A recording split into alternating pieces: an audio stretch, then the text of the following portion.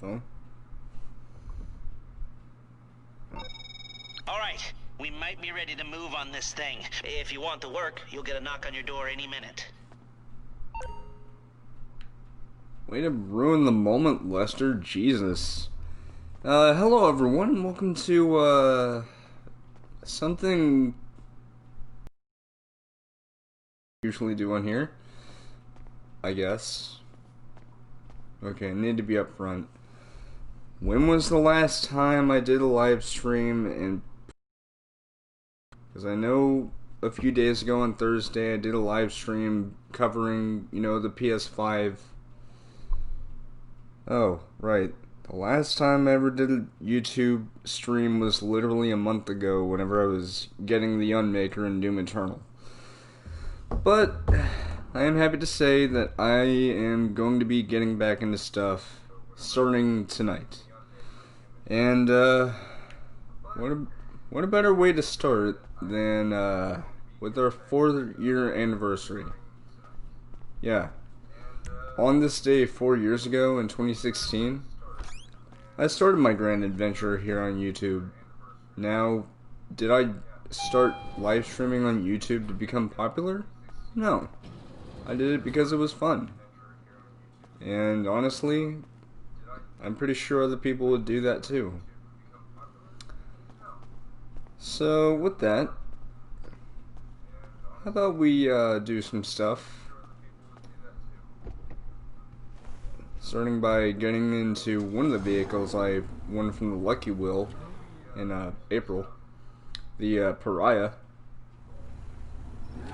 But yeah, I would like to apologize for the inactivity coming from my YouTube channel and just my inactivity in general. I think I already said this a few days ago on Thursday, but it's just that I haven't really been feeling very motivated to do streams. I'm not saying I've been feeling sick or anything, it's just I haven't really figured out what I want to do yet. But how about we start off with going to the casino? Besides, I haven't played this game until now. Like today. But yeah, it's true. On June 15th, 2016, I streaming. At first I wasn't very good at it because I was very nervous. I'd never done live streaming before, or I did unsuccessfully on Twitch because I didn't know I could like archive streams. But yeah. So there's that.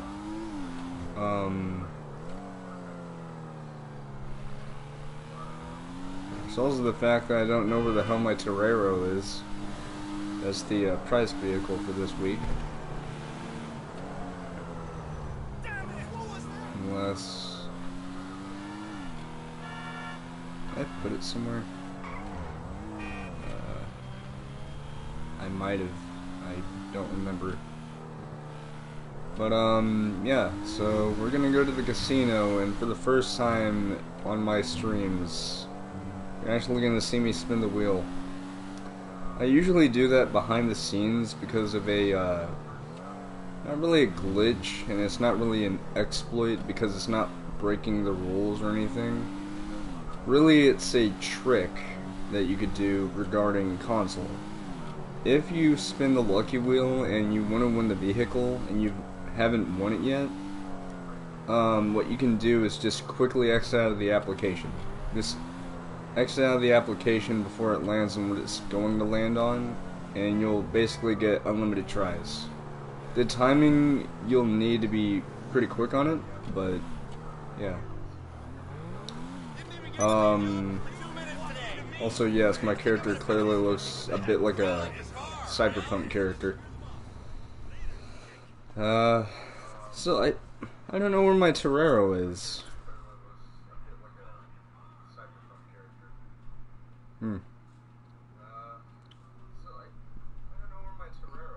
I think I might have brought it up to my Procopio Drive house. Wait, no. I think I brought it up to my Stilt house. Yeah. Throwing a party at your penthouse? Also, if you saw in the mini-map, the yacht icon, yes, I actually won a yacht. No, I didn't win a yacht! There ain't no way they could fit a big-ass yacht over there. No, I bought the yacht. I had to grind hard for it, though. By doing 3 things repeatedly. Oh, what the?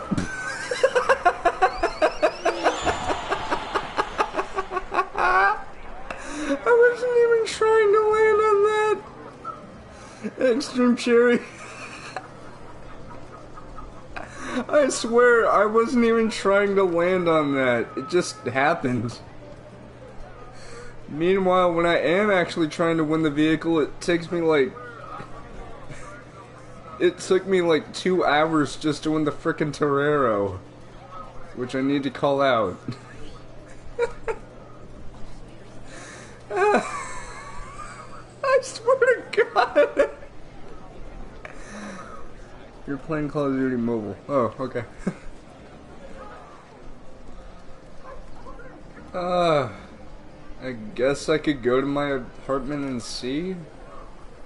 I mean, unless it was destroyed, but I don't know. But again, I sincerely do apologize for the inactivity coming from this channel. As for Twitch, I have been streaming every now and again. Like, the most recent stream was, my live coverage, which I will upload. And I know I'm probably gonna get friggin', like, copyright claims because of the music. But, listen. I have no control over that. And I will say this. I'm one of those people who is actually excited that this game right here, and yes, story mode, is coming to PS5. The reason being is because I know Rockstar is going to take full advantage of the PS5. Like, to see how the hardware goes. My Twitch account got suspended. Oh shit. Aw. But yeah, like, I am not one of those people who hates the fact that this game is coming out on PS5 and Xbox Series X. The reason being is because those systems, considering what Rockstar said about the expanded and enhanced thing. What the? Oh. I forgot. I bought vehicles. 2 of them, actually. I got the...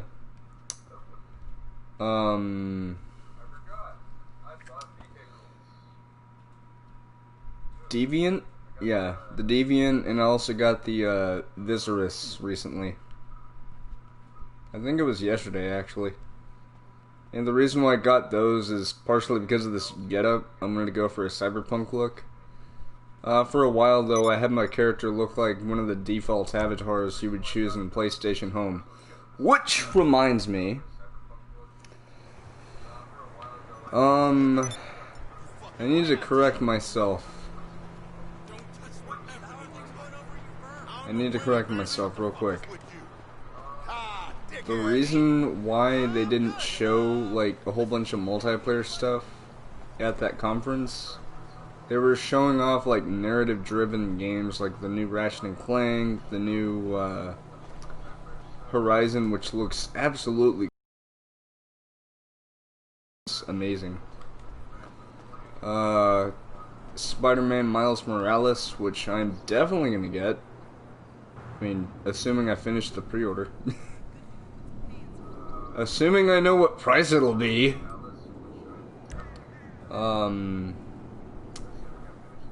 Yeah. But Sony did say that they will have more games to be shown off, and... Oh. For a second I thought this was my garage, but... No. There's the controversial car that people think is supposed to be a frickin' supercar. It should not be a supercar just because of its performance. If the car is that good, then it's that good. It doesn't need a nerf. Right? It works as intended. Even if it's much faster than most of the supercars in the game. I don't know if that includes the Krieger, though. Yeah, let's go here. But yeah, I have a yacht. Saw the wind Pleato Bay though. Yeah, well. I have a hangar, which I kind of recently got the, my suddenly turning country? No, I got the Strike Force, but I ended up selling it.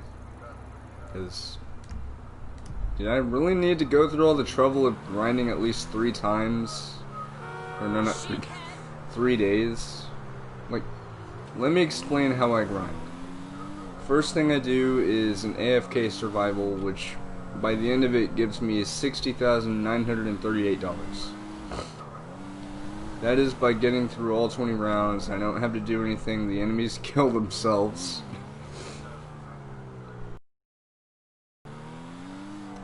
Next thing I do is a terabyte mission, which is called Robbery in Progress. Pretty easy. Especially since I used the terabyte for that. Yeah, my recommendation, use the terabyte when you're doing that mission. The reason being is as it is not the same as an actual personal vehicle like this. P mission, which I used to do Sightseer because it paid more, but then I realized how time consuming it was, so nowadays I just do Hostile Takeover, which doesn't take very long, especially since I can use a flying vehicle to get over to the Altruist Cult Camp, which is where I usually go. Plus it's easy, and by the end of it I get like 16,000 most of the time. But yeah, so there's that. And is the car in here?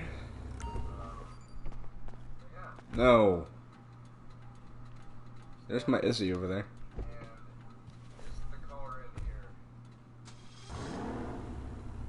Hmm.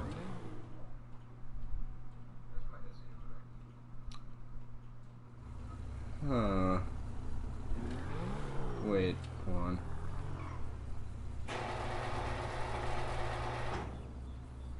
Oh. I just realized where it is. It's at my arena workshop. How did I forget that? How did I forget that? I mean, then again, I briefly had the ZR380. Briefly. Sold it. Yeah. I make stupid decisions. Like, for crying out loud, I spent like nearly 5 days grinding for a fucking yacht.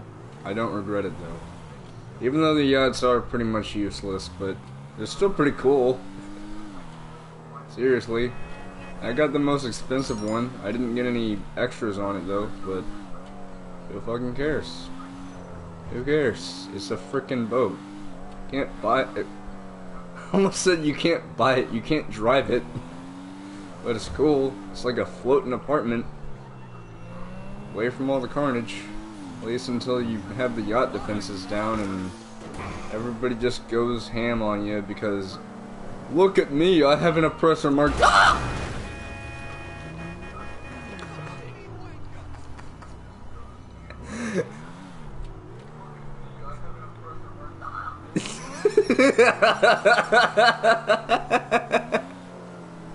I apologize for that bird squawk. Yes, I'm apparently part bird now. Birdman! Oh! Actually, I want to make an update about something real quick. So I mentioned during my Doom Eternal series that I'll be doing a episode dedicated to getting all the secrets. I'm not going to do that. Partially because I went ahead and collected all the collectibles and stuff. But it's also because of the fact that, honestly, like, all you have to do is just search it up. That's all. Like, if you just look up guides, they'll show you what to do, so. My next episode for that will actually be regarding Easter eggs, which is partially going to be in the Doom Eternal series, but it's also going to be my series that already have Easter eggs and other various secrets. Oh, right. Thanks for sidetracking me. So for my wish list for what I want to see in the next gen, again, version of GTA 5 and online. So Rockstar mentioned that the game would be expanded and enhanced. Now I understand the enhanced part because it's a whole bunch of graphical features, possibly including 60 FPS. But what about the expanded part of that? Huh? Because they said that the game will be coming out in the second part of next year, like in the second half. Which means that they are hard at work at that. And I know some people are... Yep, there it is. Hello, car that I thought was in one of my garages, but wasn't actually in one of my garages. Hello, Elegy.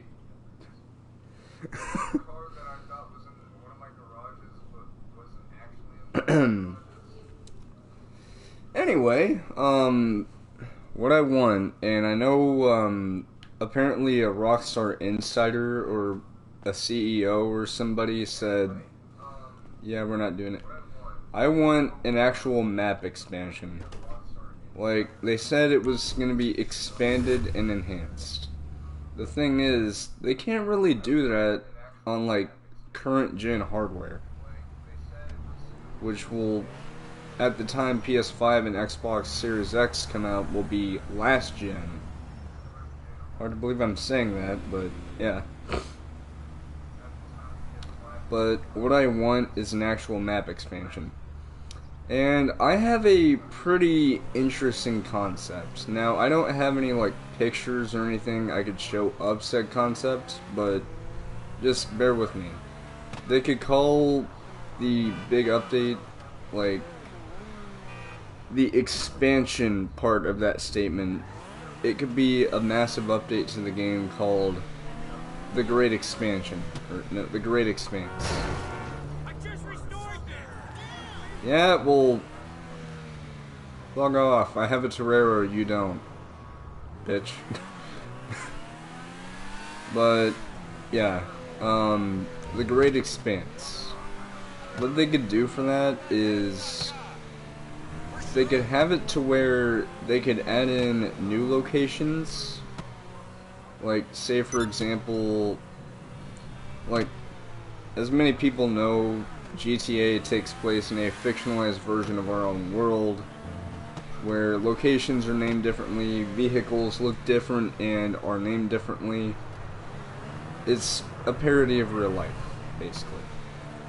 So, that being said, and me saying the aforementioned cities that are based on entire cities, for example, Los Santos here is based on Los Angeles. There's Blaine County being based on an amalgamation of places in California, I forgot. I do know that Paleto Bay is based on Morro Bay, and Chumash is based on Malibu.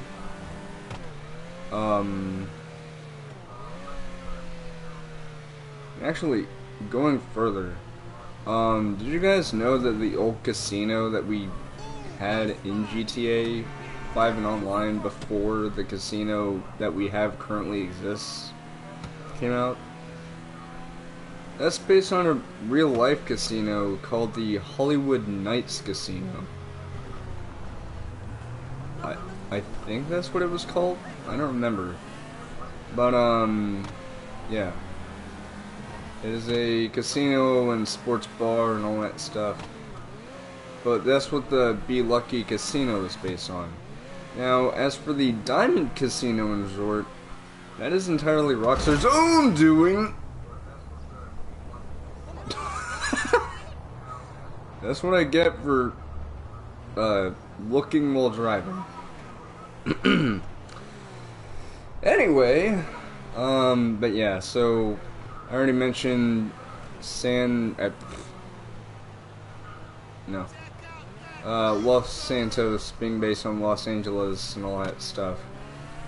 And as most of you know, there are locations within older GTA games, like San Fierro being based on San Francisco, and there's Las Venturas being based on Las Vegas, which, by the way, I find it weird how a game called San Andreas, like, here's the thing. The map is based on the state of San Andreas, which in turn is inspired by parts of California. Here's what I don't get. Las Venturas is based on Las Vegas, as I already mentioned, yes? Las Vegas is not part of California! It isn't. Now, the thing is, there's a desert area to the side of Las Venturas called Tierra Robada, which I think is based on the name Sierra Nevada. And the thing is, I'm pretty damn sure that even though the entire map is called San Andreas, because, again, it's based in California, again, Las Vegas is not in California. So, my only explanation, and I'm pretty sure Rockstar knows this, is that the location that Las Venturas is in is its own state, but it's just part of the map because, you know, Nevada happens to be neighboring California. And it would make sense. So, the thing is, on Twitter I actually follow some GTA RP accounts.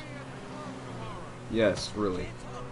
And there was a video I saw a little while back of a character in the RP flying to what is called Robada. And it took me a while to think, and I was like, oh wait, like Tierra Robada from the map in GTA San Andreas. And then it dawned on me, that's the state that Las Venturas is in. You see where I'm going with this. What I want for this expansion that Rockstar mentioned is not just, oh hey, let's just finish that giant ass building over there that's still under construction. Let's add mansions to the game. That would be cool, you know, mansions. You know, finishing buildings and whatnot would be cool. But I'm talking about an actual map expansion. Now I know Rockstar in the past said that they wouldn't do that, but I know the reason why. They just couldn't do it on this hardware, like on a PS4 and Xbox One. It just wouldn't be possible. Now, Series X and PS5, on the other hand, since those are the upcoming generation of systems, of course. And of course PC, because PC never becomes obsolete unless you have outdated parts and you need them replaced. But they can do that on next-gen systems, because the next-gen systems are going to be a whole lot more powerful than the current-gen ones. But you see where I'm going with this.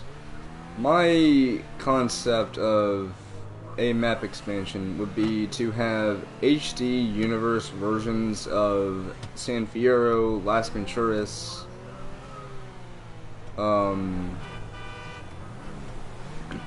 maybe sprinkle in some new locations here and there, but introduce like locations to the game that would be based on San Jose, San Bernardino, and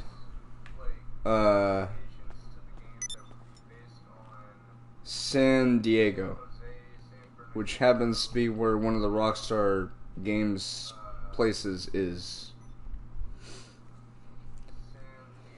But they could rename those to something like San Bernardo, San Josea, San Diana, something like that, just to fit the bill, basically. Because we already have San Fierro and San Andreas, which of course that is again based on, you know, San Francisco. I don't know why I said that like that. We have Las Venturas, which again is based on, you know, Las Vegas. I don't know what else. Whoops. I really don't know what else.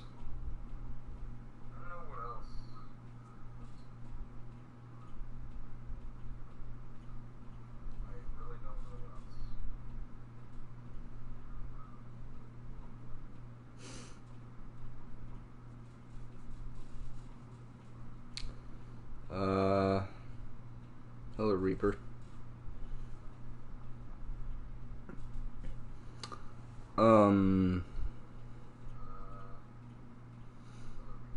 But yeah, they could totally, like, make a huge expansion for the game whenever it comes out. Because like I said,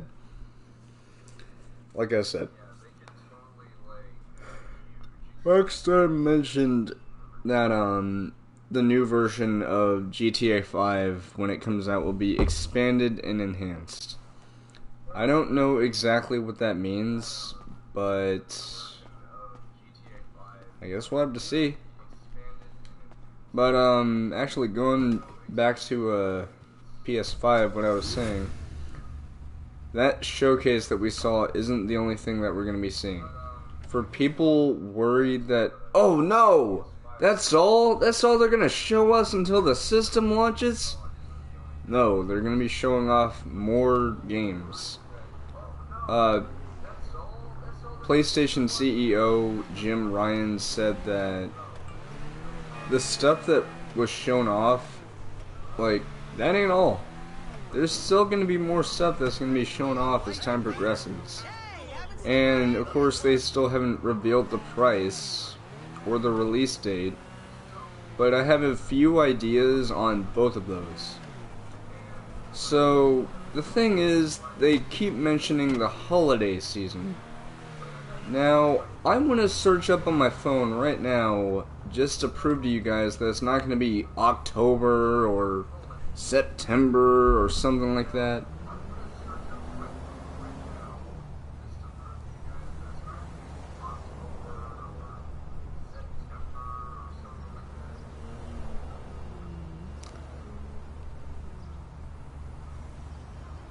Yeah. The holiday season begins in late November and it ends January, like early January. Now please note, Sony and Microsoft, they both have this as their thing, Holiday 2020.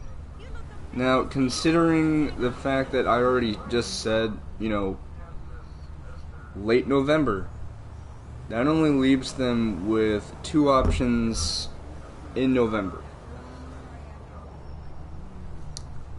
Or more, considering the fact that they'll probably want to release it close to the holiday, but they could also mean actually the holiday season. But with that in mind, I actually have 6 possible release dates for the systems. November 3rd, November 6th, November 10th, November 13th, which happens to be on a Friday, so, ooh, superstitious! November the 17th and November the 20th. My best guess is that, considering the fact that they don't want to, like, overlap with each other, it may be possible that one would take up a Tuesday slot and the other would release on a Friday. Now, my best guess is that one of them would probably be releasing on the 20th of November. The reason being is because that's just before the Thanksgiving break, and I'm pretty damn sure that people would like to get that just in time for Thanksgiving, and just in time for Black Friday sales, because imagine this. Both systems will have backwards compatibility. PS5 will have backwards compatibility with PS4 games, as they are testing that right now. and Series X will have full-on backwards compatibility with the original Xbox games, 360, and Xbox One. Because of that, don't you think it would make a lot of sense for people to want to buy that system before the Black Friday sales begin, so that way if there are games on sale they could buy heaps of them for those systems to play them on there, see how they work? You have to think of it from a business perspective. Now, I don't run a business. I technically do work for a business because I'm still employed at a movie theater, but, you know, it hasn't been running since this whole COVID-19 bullshit, which will end, mark my words, it will,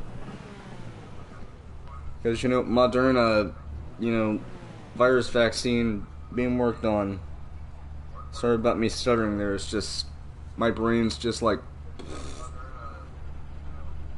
I just got money in my arcade. Nice.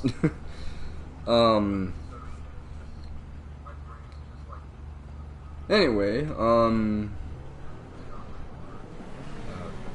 right, now my brain's going to mush again.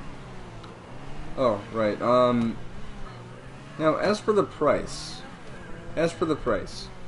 Jim Ryan, when he was asked about the PS5's price, he said that he wants to think about the value of the system over the price.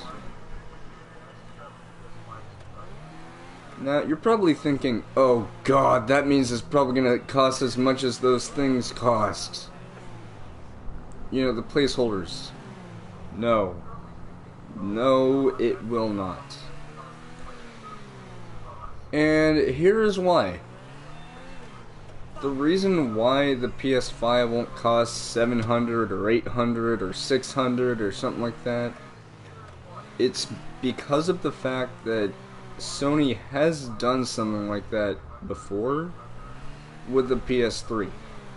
When the PS3 first launched in 2006, it launched with a $600 price tag, which got immense backlash. I'm talking like people were not happy. Now, people did still get it, but Sony, realizing their mistake, decided to lower that price because they knew that was a bad idea whenever it released. So they lowered it down. Now, some people think, oh god, these listings on PlayAsia and, you know, Amazon and stuff, are those going to be the legitimate price? No. Again, this is just my speculation and my thought process, but my personal opinion is that the system would cost between $400 or $500 for the standard edition, but for the digital edition it'll probably be $200 to $300. And let me explain my reasoning. Jim Ryan also said that he thinks that gamers would be enticed by the price of the system.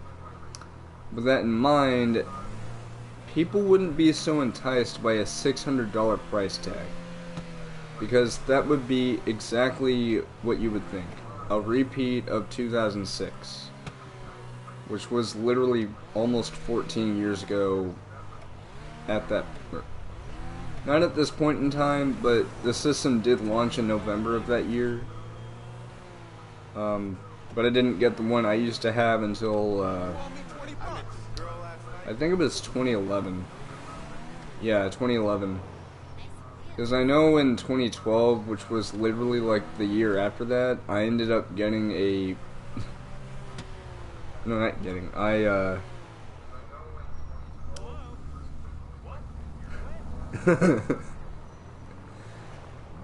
So I have a bit of a funny story, and this does have something to do with my PS3. So, I mentioned something about Sony not being done with showing off software for the PS5. By software, they mean games and apps and stuff. one of those things that I did mention briefly on my Twitch stream a few days ago on Thursday was the possibility of PlayStation Home return. And I would like to explain my personal experience with PlayStation Home. Now, most people on Home did have to deal with toxicity and stuff, and I did see it on occasion, but I was never involved in it. My experience started back in 2012, 2 months after my uncle passed. I don't want to speak too much about that because it's still very sad. I just don't want to talk about it very much, very deep. But in that year, in 2012, I had made my own PSN account. You're probably thinking, wait a minute, you're 23. How old were you then? I was 15. Yeah, I know it's a little bit naughty, you know, to make a PSN account and lie about your age, but let me explain. It was because I wanted to try out PlayStation Home. It intrigued me. I wanted to see what it was, and so I made my own account. Now, please note, the account I'm using right now, DragosStar534, runs on an email I can no longer access. I can no longer access the Gmail that was used to make this account, but I did last month make a brand new account that I'll start using on PS5, but I'll still be using DragosStar534 every so often, but I'll start using the new RexWolfen1 account like a lot more often. Because I'm saving that until I get the PS5. But... oh, cool.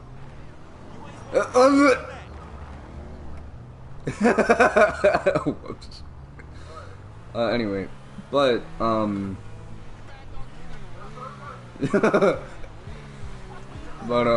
anyway, I digress. What was I talking about? Oh, right. Anyway, going back to the topic about PS Home. So after I made the account and everything, I went on to PlayStation Home. I went through the tutorial of how things work, like in your own personal space and everything, like moving your character around, moving furniture, placing furniture, stuff like that. But then after that, I decided to check out some places. The first place I did check out was the Hub, which already just blew me away. Because the thing is, at that point, I have never heard of a social online virtual world like that. Like, at all. And nowadays I do know that there's plenty of other games like that out there, like Second Life, there's Roblox, even though Roblox is more of a community created game thing as a platform really. There's IMVU, which I have never tried out. I don't plan on using it. I'm not saying it's bad, it's just it doesn't really personally interest me. But there's a whole lot of virtual worlds out there. And the thing is, PlayStation Home, it was ahead of its time. It was the first virtual world on a system. Home first came out in 2008, but I had never heard of it at that time because I was literally like 11 years old. And I didn't know much about games, but now I'm like a gifted gameologist, basically. But anyway, Home. I tried it out. I went to the Hub, and then I went to a holiday themed place,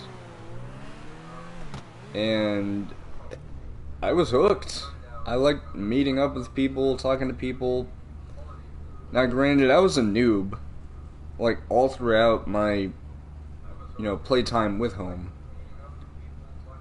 But I did get better at being social and stuff. And the thing is, it actually helped me cope with my Asperger's syndrome. yeah, I think I might have mentioned this briefly, but yeah, I actually have that. It's a mild case, but it certainly helps to play games with multiplayer because you can make friends and stuff, and it gets to the point where like you're a whole lot better about socializing. It's a good mechanism to cope with, you know, a good mechanism to use to, you know, occupy yourself. But anyway, going back to PlayStation Home.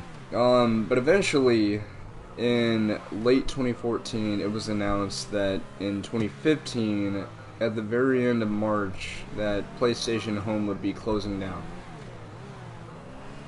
And whenever I heard about that, I was understandably pretty depressed. I loved Home. I met plenty of people on Home. And there was so much stuff that I actually missed out on because I didn't even play it whenever it first came out. Because, again, I didn't have a PS3 when I was a little kid. I didn't have one until I was 14, really. But, like, the thing is...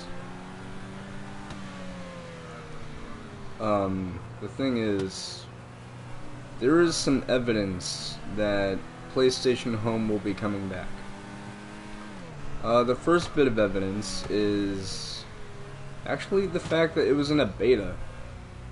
Yeah. A beta. As in, some people contributed the closure to two factors. One was the servers, because they would have occasional issues and all that stuff, yada yada yada. But there was also the fact that, you know, the community. But here's the thing though. Like, can you really blame it about the servers? Usually game betas aren't very good in terms of servers. Like, at all, really. But anyway, there is some evidence that Home will be coming back. The first bit of evidence is the fact that the trademark to Home was actually extended several months ago to last until 2028, sometime during that year. Now, you're probably thinking, that seems kind of specific. That's because it is. Because that is actually well past the life cycle of the current, or no, not current, the upcoming systems. So PS5, Xbox Series X, stuff like that. But there's more to it than that, because you might be thinking, they could just be protecting stuff. There was an interview around the launch of Atom Universe, which is a PlayStation 4 and Steam game, which you can play for free, and it has much of the same mechanics as Home, such as socializing, going to different places, and hanging out, and having minigames. But the thing is, it's not that good. I mean, it's alright, but it's not that good, really. I'm not saying it's bad, but it's not great. But anyway, I digress. Tengai Dwaverin, lead developer of PlayStation, of Atom Universe, and the director of Atom Republic, or the lead developer of that team, mentioned in an interview that when PlayStation Home was closing and the developers that helped make it have like a whole bunch of content and stuff, they announced that they would be making their own virtual worlds because, you know, PS4 likely wouldn't even be getting PlayStation Home, and of course it didn't. But in that interview, Tengai mentioned that the developers that were making their own virtual worlds were asked to sign an agreement that their worlds would not be in direct competition with PlayStation Home. Now, I hear you asking, wait a minute, hold on. When was this interview? I don't know exactly when this interview was, but according to The Real Huggable Panda on YouTube, they mentioned that the interview took place sometime after Home closed and shortly before Adam Universe launched. Which, you might be thinking, wait, but that wouldn't make any sense. Home closed down. Why would they need to sign an agreement if Home wasn't coming back? But here's where it gets interesting. You have to think about the timing of when they closed down Home. It was 2015, right? Now, when did the PS4 launch? 2013. 2013. So the PS Home service closed down in 2015, which was not quite 2 years, but it was around 2 years after the PS4 came out. And they haven't brought it over to Home or to PS4 because it would just be unstable. They just wouldn't be able to let it run on here. But here's the thing.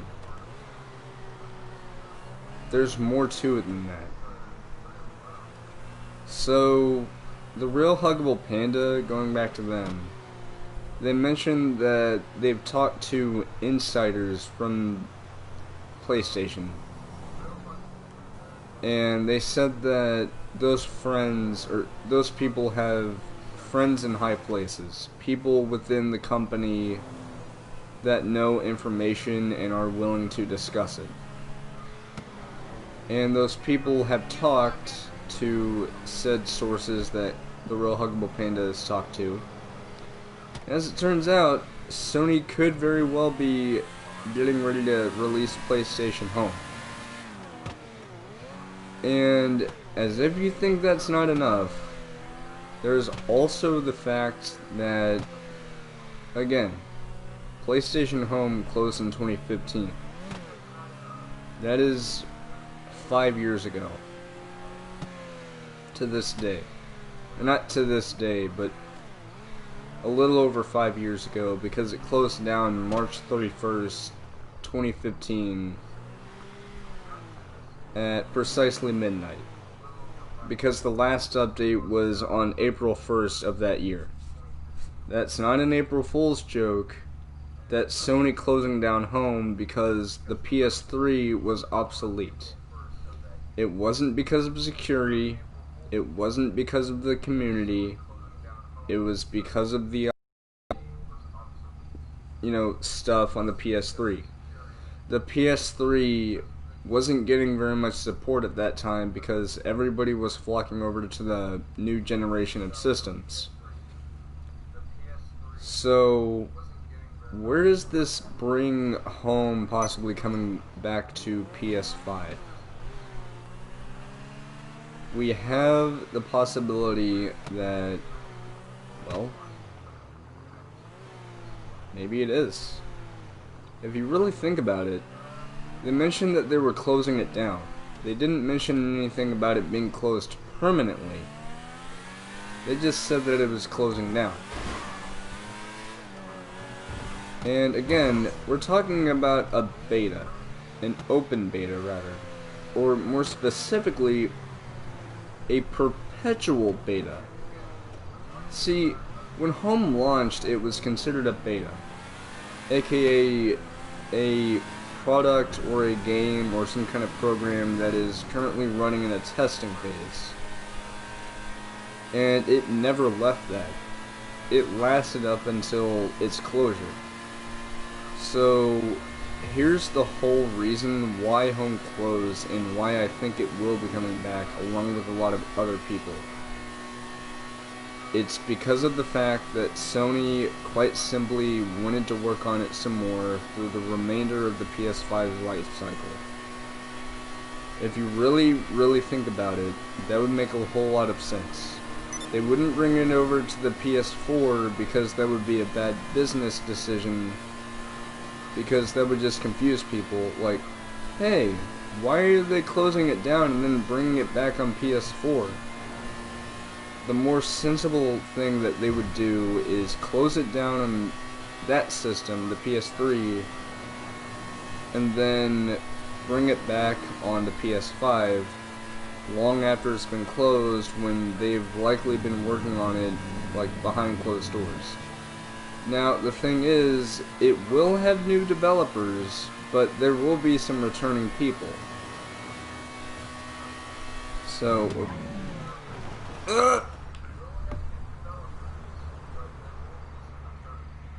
my little brother just posted on my Discord saying by the time the PS10 comes out, they just make a newer GTA 5. Who knows, maybe we'll have GTA 8 by then, or GTA 7. Maybe just more re-releases of GTA 6, even though GTA 6 isn't even out yet. But, yeah, so that's just my whole,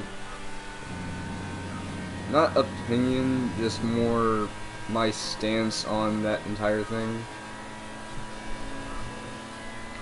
Now, I hear you asking, what made home so great?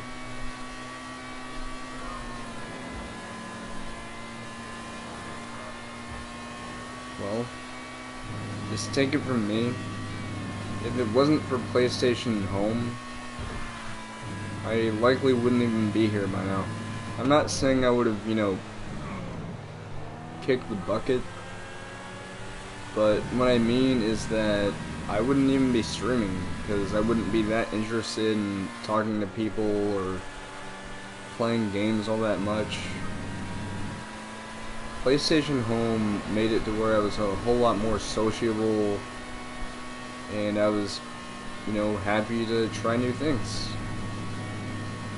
And, you know, the thing is, GTA Online here has a lot of similarities. You can go to different places, you can hang out with your friends. Now, the difference is that it's Grand Theft Auto, so it's more criminal based, but it still has much of those same elements, like interacting with friends, you know, and it would make a whole lot of sense. So, do I think PlayStation Home will be coming back? Yes. In fact, I know it'll be coming back. Because again, I already mentioned that Jim Ryan said that they are nowhere near done showing off all of the software, all of everything for PlayStation Home. And just to show how dedicated I am to seeing PlayStation Home come back, I even made a little outfit dedicated to my first fledgling moments of playing home. This outfit right here. This outfit is a tribute to how my character looked on PlayStation Home when I first joined. They had red yoga pants, not quite the same as these, because these are track pants. They don't have actual yoga pants. They had slightly different shoes than this. The sunglasses were different, but that's about as close as I could get. Although there's also the blood crimsons. And the hair looks sort of similar, but I'm going to have to change the blue back to just black. And I'm going to have to take off the beard. What do you have in mind? But yeah, so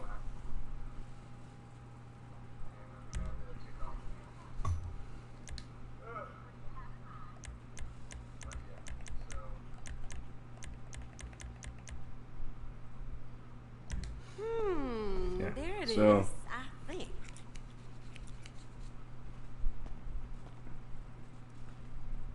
yeah, my character isn't one-to-one with how the actual avatar looked on PlayStation, but it's about as close as I could get.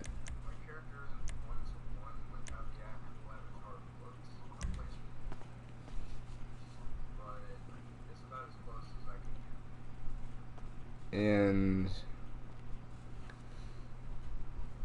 it might seem like I'm obsessed with PlayStation Home, and that's because I kind of am. I loved PlayStation Home. It was a whole lot of fun. There was a whole lot of stuff you could do. There's a whole lot of places you could go to. Like, it was, in a sense, paradise. It wasn't perfect. You know, like I said, there were server issues here and there, but from what I've seen, it was easily the most stable beta I have ever seen in a video game. But the thing is, it's not a game because to play a game means that you have a goal. PlayStation Home didn't really have a goal. It was just an online virtual world where you could meet up with friends and hang out and stuff. There was no do this, go here, fight enemies, kill something. It had mini games. It had some public spaces where you could actually do games that are sort of like real life games, but not exactly. But other than that, PlayStation Home didn't have one of those, oh hey, you go through a level and then you do this. No. It didn't have that at all. It was, for all intents and purposes, a virtual world. As in, a place you could relax, hang out with your friends, do all this stuff. And I know that's kind of what GTA Online is, because you could do all that stuff as well. But it does not compare to PlayStation Home. Because the thing is, like, GTA Online, sure, it has some similarities, but it wasn't the same. PlayStation Home was, in fact, home.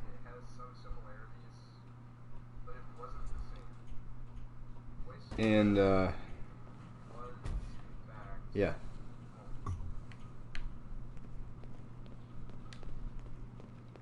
I kind of lost my train of thought there.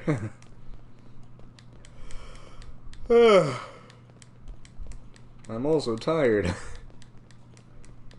Even though it's like 9:39 right now.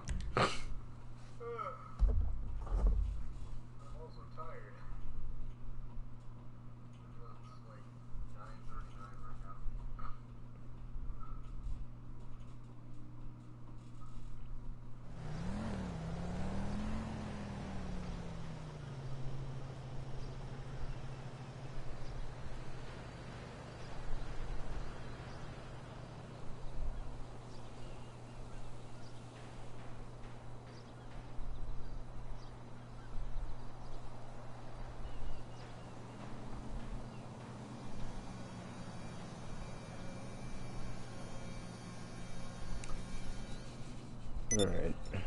What should I talk about next? I seriously don't know.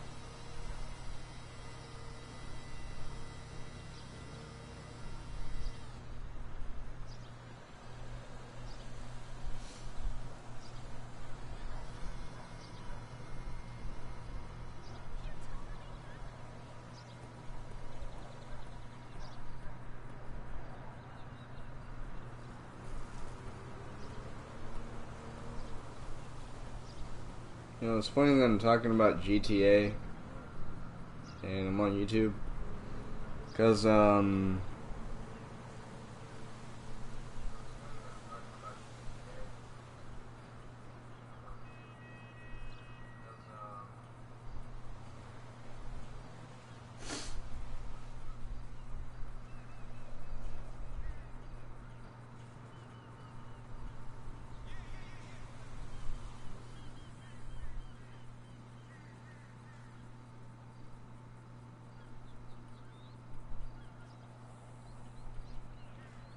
There's a guy on Twitter that I'm literally looking at right now.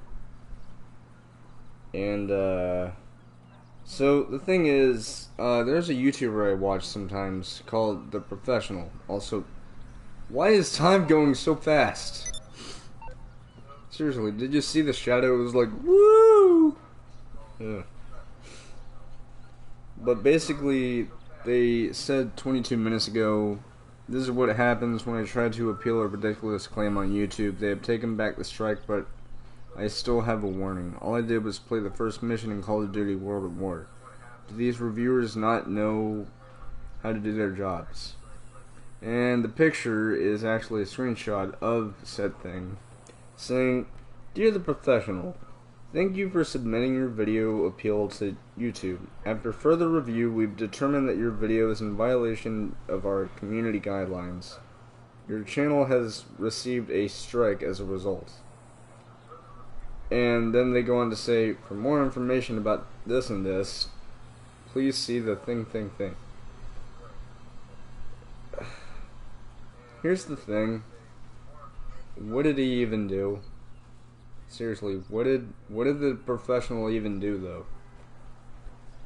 But then, I'm looking in the comments.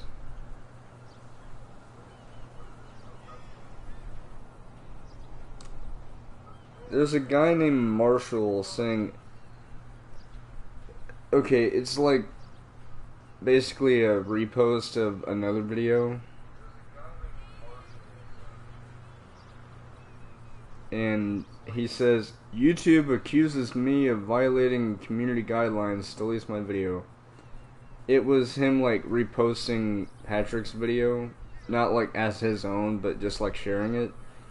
And then after he shares the link, he says, at YouTube, this video is hate speech by Patrick, you know, the Professional.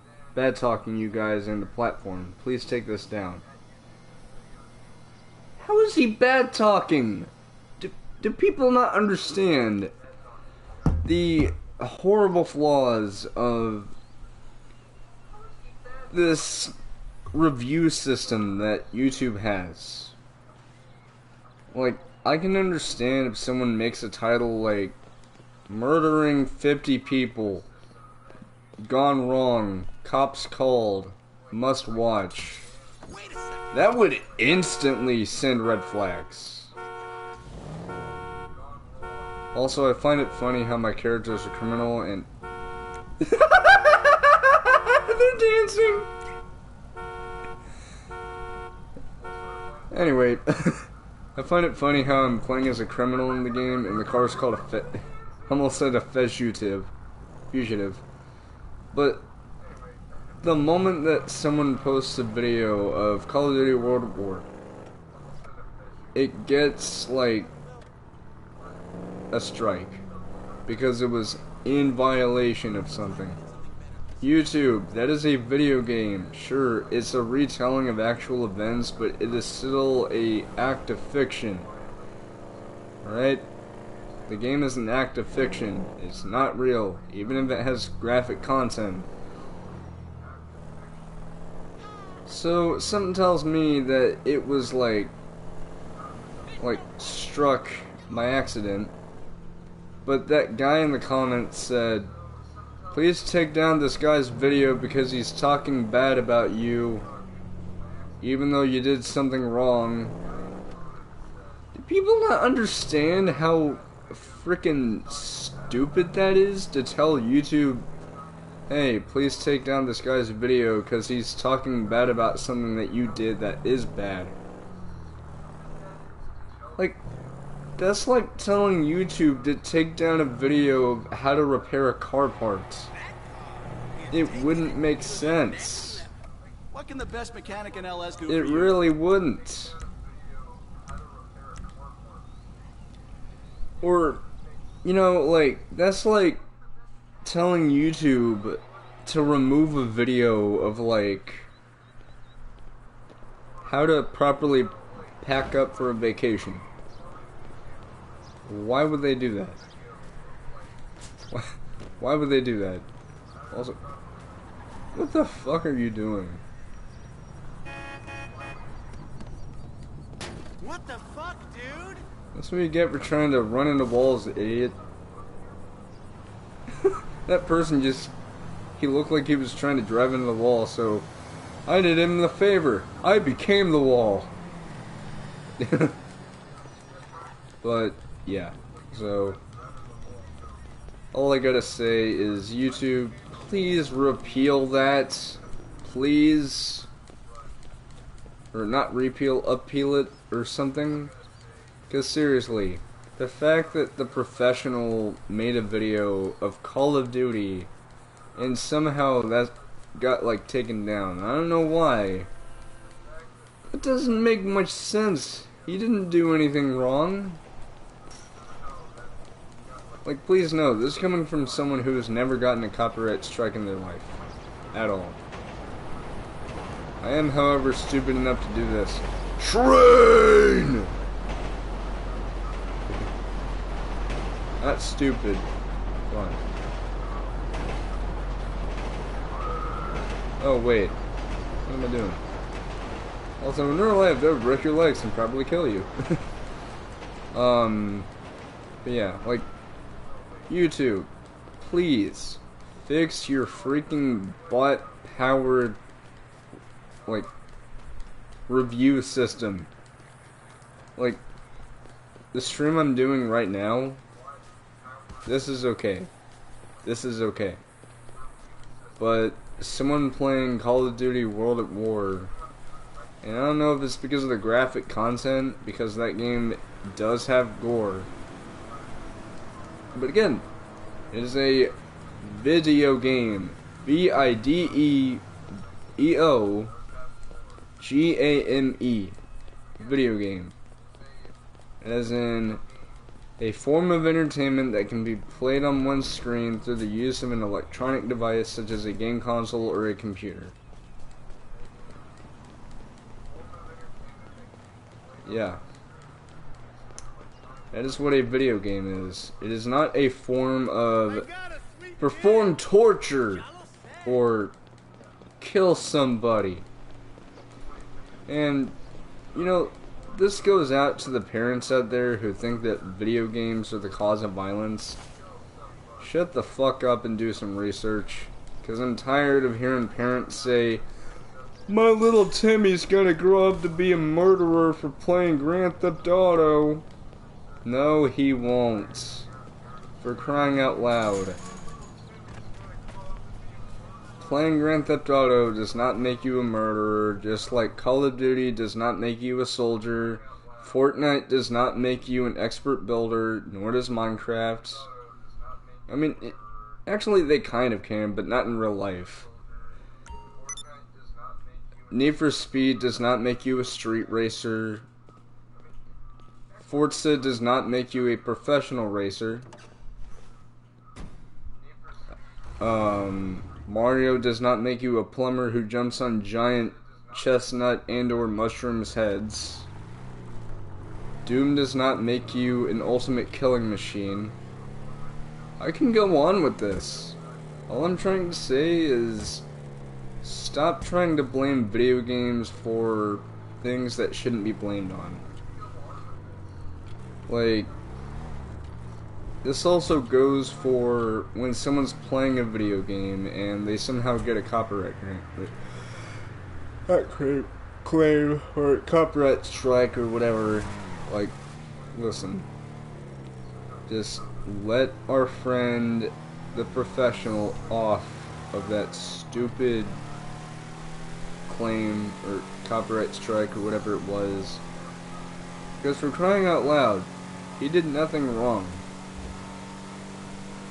You know, like, what if I had some gameplay of a Call of Duty game and that happened?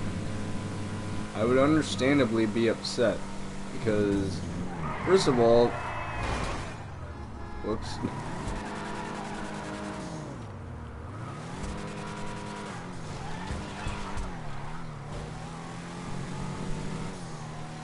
Now, first of all, you have to understand, what would the copyright even be about? Like, unless it's because of the fact that like recently people have been trying to post leaks about the next Call of Duty game on Twitter and YouTube, and those got taken down. Here's the thing, we're talking about a game that came out, what, 2010, 2009 probably? Hold on, let me look that up. And I haven't had my computer and never thought about searching it up. That's a sweet ride you got there, man. Fine car you got there. Alright, Call of Duty World at War. That came out literally, 2008. So, almost 12 years ago. The thing is, how would that be mistaken for Call of Duty Black Ops Cold War? Oh no, I'm kidding. Seriously. A game that came out in 2008 has nothing to do with a game that's due to come out sometime this year or possibly later due to the current pandemic, which we will get through. So, again, YouTube, I ask of you, please do our friend a solid and let him off the hook. The professional did nothing wrong. He is just someone who's trying to make content on YouTube to entertain people, to inform people. Nothing about that screams, give me a copyright strike. You know, nothing about that at all. So, I seriously don't get why he gets a copyright strike, or whatever it was. Unless it was regarding the content of the game. Of, like, what was in the video. But again, we're talking about a act of fiction. Sure, World War I did happen, and I'm very sure it was very graphic. But you have to remember, if a video game is graphic and it is supposed to reflect on what people went through in actual war times, don't try and demonetize and or strike someone's channel as a result of them just simply wanting to show a walkthrough of a game. So please, appeal, or not appeal, just remove the strike and give the professional a break, please. Seriously. The guy just, yeah.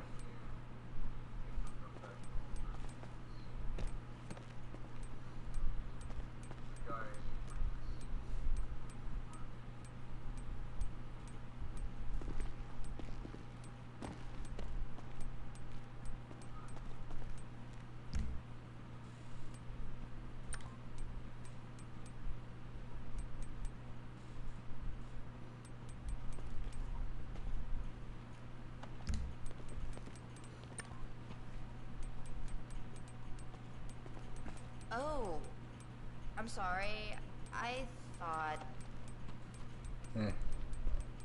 We all think. But, anyway. Oh, what the... Hold on. I spy with my little eye something that I have missed. Oh. Oh, I thought that was the shoes I was wearing.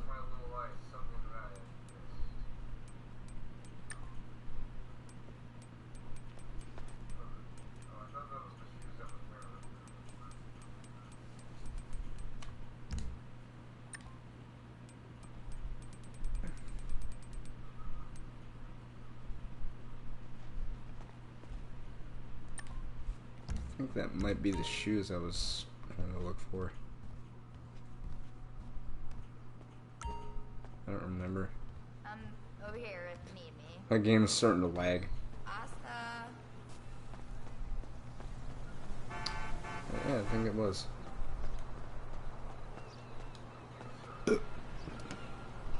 Also, I like how the grill of this car is clearly like...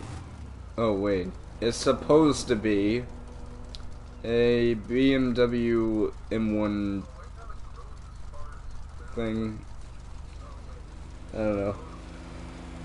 Oh, I knows I'm starting to get tired. I guess. I know I keep saying I guess or I think or whatever. It's like my brain's just gone numb. Maybe it has. Maybe it's because of the fact that lately I've been staying up late, but whatever.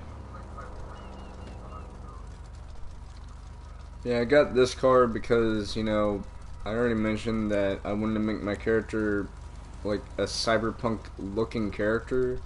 So I wanted to get this car because it was a reference to the Quadro V-Type in VTEC in the upcoming game Cyberpunk 2077, which I assume, since that game is coming out on Xbox Series X and is part of the Smart Delivery system, I assume that it's going to be getting a PS5 port, which if it does, and it's next year, definitely gonna get that bitch. I am. Don't you dare tell me. I'm gonna fucking get it. But, yeah, so... Oh, cool, I passed my home.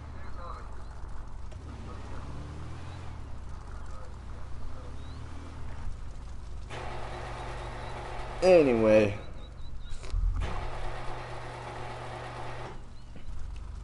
Yeah.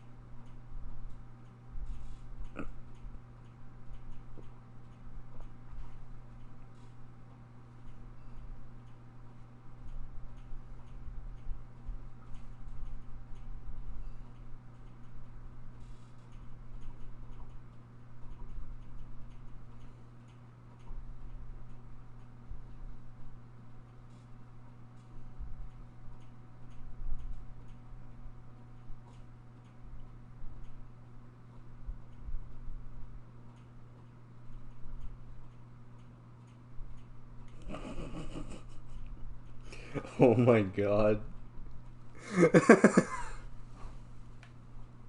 Okay, this is pretty funny. I just saw this on Twitter. So, there's a account that I follow on Twitter called the Coronabot. Yay, voice crack. For the 50 bajillionth time in a row.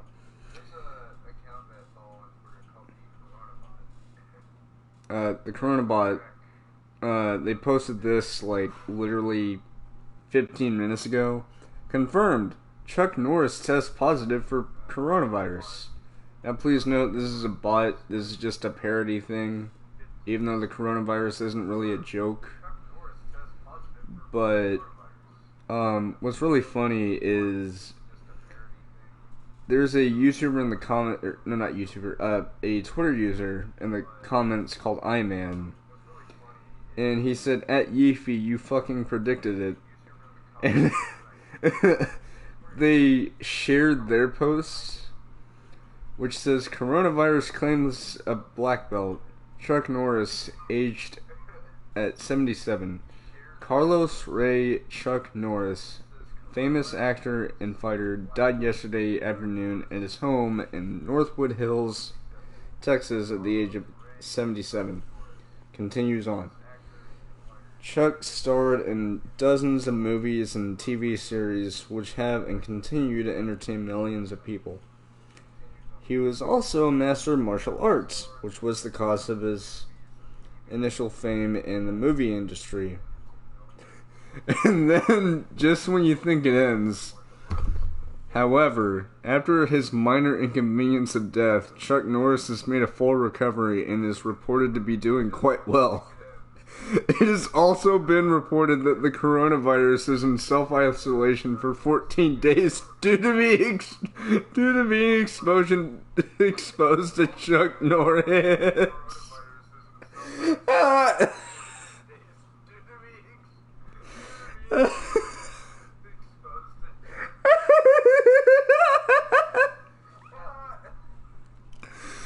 You don't mess with Chuck Norris. You don't.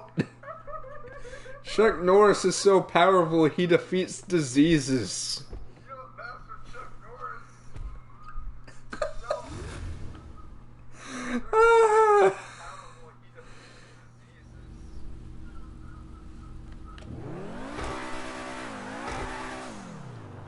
Like, seriously, that is the funniest thing ever, just reading that. Like, I know it's a fake thing because Chuck Norris doesn't actually have it and he didn't actually die, but that is still funny as shit. Just... Chuck Norris has passed away due to coronavirus. However, it's a minor inconvenience, so he's back to being well, and now the coronavirus has caught Chuck Norris. Chuck Norris has pulled the reverse Uno card. Yeah, imagine that. Chuck Norris pulled the reverse Uno card and made the coronavirus catch him. And now it's in self-quarantine. Ah! The sweet smell of karma. If karma had a smell. I don't think it does.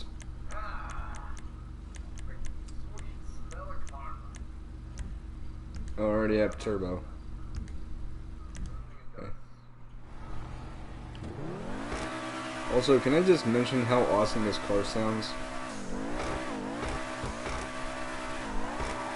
Seriously, this car is so fucking cool. Like, we're talking about premium German luxury. It's like the person heard me.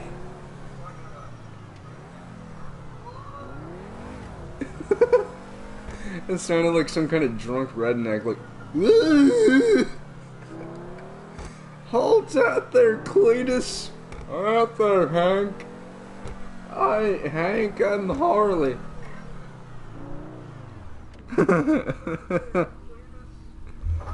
My humor is suddenly going into stupid territory. Is it any wonder?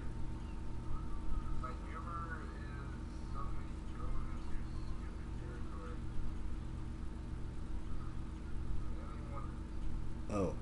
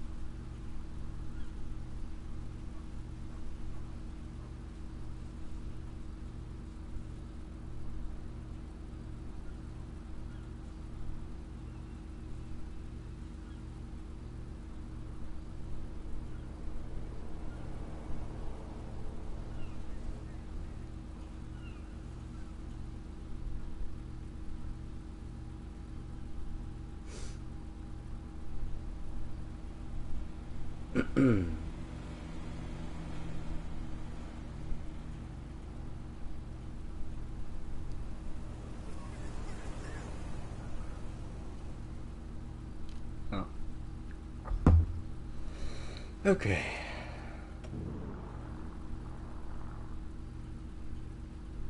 You know, in the midst of everything I've been talking about, I forgot to mention that this is literally like my 4-year anniversary of streaming. Like, actually streaming.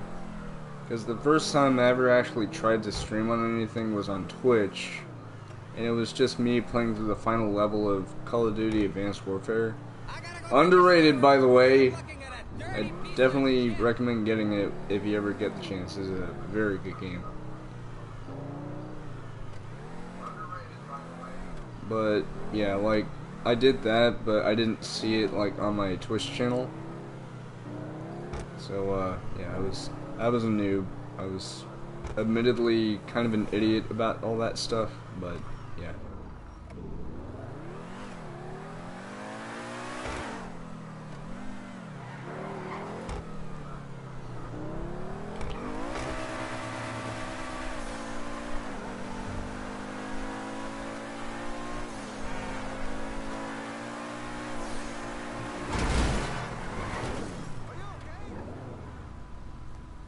What? How did I not lose any headlights? Or, yeah, any of my headlights.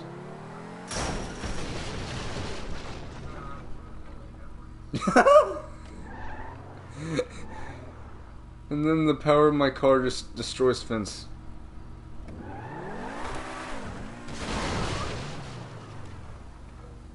Yeah, my car's still okay. Oh, fuck you. Just drive into a fence. I'm okay. Hit a rock pillar thing. Brake light. But yeah, so I didn't actually start live streaming on YouTube until actually my cousin's cousin recommended it to me. Because they asked me if I ever wanted to start live streaming, and I said, yeah, that sounds pretty cool. I tried it before on Twitch, and it didn't really work out because I didn't know how to make videos pop up. And they recommended that I tried out YouTube, like, to stream there. And ever since then, you know, here I am. Of course, over the years, I've been doing different things, you know. And, like, the beginning of this year, I started doing Twitch for PC stuff. And, I don't really have any plans of stopping. Really. I don't. Hell, whenever I get the PS5, I'm still gonna keep on going. Because I'm still gonna be doing live streams on that. And the thing is, speaking of the PS5, I was kind of debating this for a while, but here's what I'm thinking. Should the system be either $400 or $500, I will not be trading in my PS4. The reason being is because I have friends that I play with a lot on here. Like, I've had this PS4 for like 6 years, basically. Because I got it in 2014 for Christmas Eve. And I'm gonna be getting the PS5. Like, when pre-orders go live, I'm gonna start my pre-order, assuming assuming GameStop starts taking cash again at that point. But, yeah.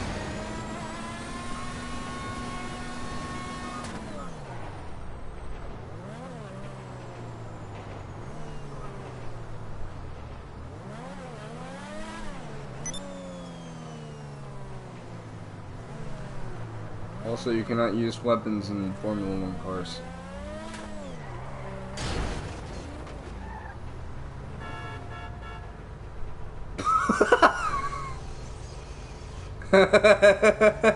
What the heck?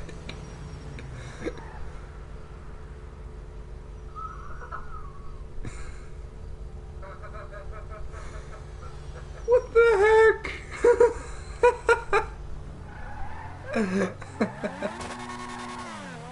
Oh my god. NPCs in this game are wacky. And the car's gone. And the car's gone. Whoa! Yeah, also losing parts of your car for F1 will lose, like, traction and stuff.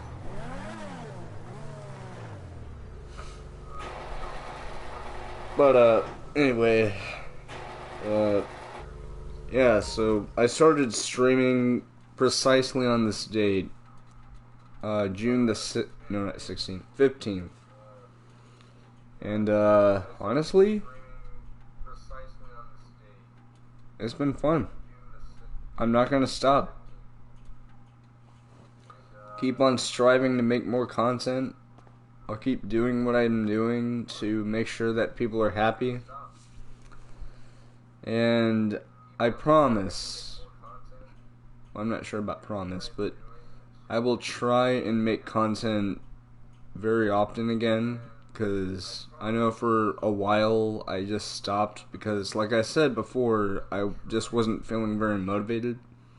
I'm not saying I was depressed or upset or anything like that. It's just I was just figuring out when I should start streaming again, what I should do, what I want to do, what people would want me to do. And what better way to celebrate my 4-year anniversary of being on YouTube and doing live streams than with the game that started all this. With the game that started this channel, really booted it up to be where it is now. Yeah. GTA Online is literally the game that I started live streaming with. And for a while, that was the only thing I streamed. And then I did Doom, and then I did other things throughout the years. And then in 2019, I got my PC, started live streaming on there sometimes. And now I'm doing Twitch and YouTube. Twitch for PC stuff, YouTube for, YouTube stuff. But I'm not stopping. I am not stopping. I will strive to make my content better and better. And I'm not afraid to try new things. But first and foremost, I want to say thank you guys. I want to say thank you all, people new and old, people who have been with this channel since the beginning, people who recently subscribed, people who have been watching, people who have been telling their friends about me, saying how cool I am, saying, hey, check out my friend who's streaming, he seems pretty cool. I want to say thank you to all those kinds of people. And I want to specifically thank the developers who made the games that I've enjoyed over these years and nowadays have shown a whole lot of entertainment in terms of what I can do with these live streams. For example, GTA Online. Sure, I mostly play by myself, but that's because my friends usually don't ask me if I want to play with them.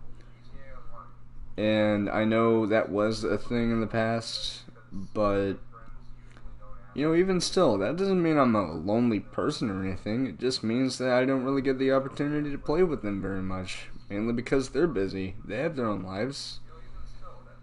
But again, I want to say thank you to the people who have been watching this channel for all these years, and to the people who have been checking out my Twitch channel, even though that's not super popular, but like I said, I'm not into live streaming for popularity's sake. I do it because it's fun, I do it because I like showing people a good time, showing them cool stuff that they may not have known. All that stuff. I'm not doing it for the money or the popularity or the, hey, let me clickbait this for 10 minutes Talking about you, Saints fan, and that stupid cops and crooks crap. Hey, let me clickbait this for 10 minutes. Talking about you, Saints fan, and that stupid cops and crooks crap. Yeah, I have a confession to make. We're not getting a fucking cop DLC. We're not. Let me explain why. Rockstar wouldn't put it in the game now, partially because of the protests, and partially because of the fact that... Okay, here's the thing. This game is literally called Grand Theft Auto Online. Grand Theft Auto. A felony. Let me search it up for you.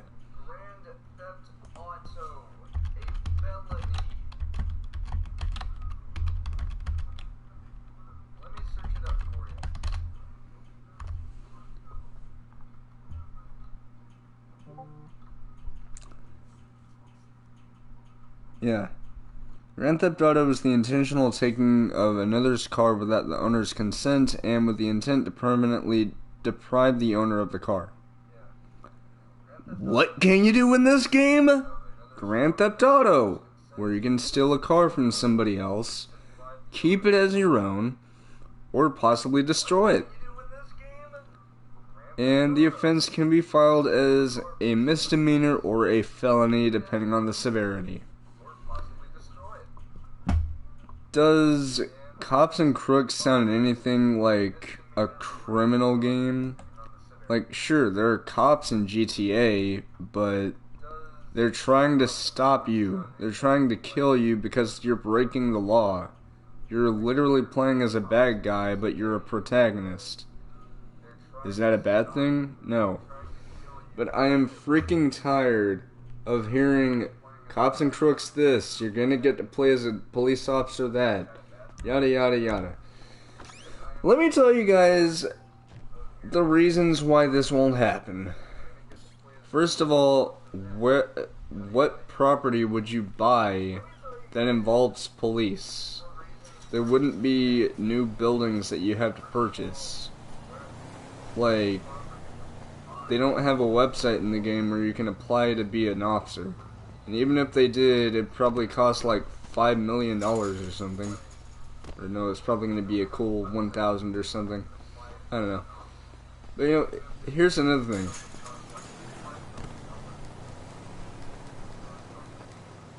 How would it even work? How would it even work? Huh? Do you just, like, go to places the game tells you catch actual, like, NPC criminals?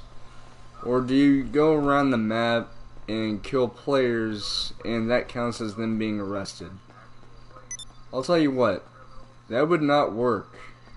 Because considering the fact that we have people who predominantly use flying bikes with missiles strapped to them, or flying cars that can go above water and stuff, how would you even arrest people in those vehicles? You would need a freaking helicopter or something. Oh, but wait. Can't use a helicopter because it'll get shot down within 3 seconds of liftoff by an Oppressor Mark II user. Not that I'm angry about that. But you would have to think about it from a business standpoint. Rockstar, you know, considering the fact that they announced like 2 weeks ago that they were going to shut down the servers for GTA and Red Dead Online for 2 hours to have a moment of silence for George Floyd. Why would they then release a DLC regarding cops? Because again, it is called Grand Theft Auto, named after a misdemeanor or a felony. It is not called Cops and Crooks. The thing is, there was in fact a concept for a Cops and Crooks style gameplay method of GTA Online, but that was during the development phases of this game. That doesn't mean we're actually going to get it. Like, at all. So, Saints fan, you mean to tell me that in a future DLC, we're gonna become one of these guys? We're gonna become the very people that we would have to run away from if we ever do something like murder 50 people or something. Do you not understand how unrealistic that would be? Because, again, Grand Theft Auto, the name of the game is literally named after a felony that one can commit, if they are so inclined to. And need I remind you that there are in fact racist cops. Not all of them are. A few are.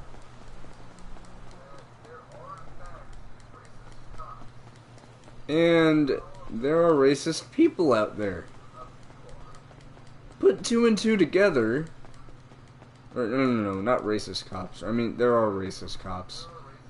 But there's also, you know, the people out there who think, oh, cop DLC, that means I can attack a player who's black. That's incredibly racist, and I denounce any of that.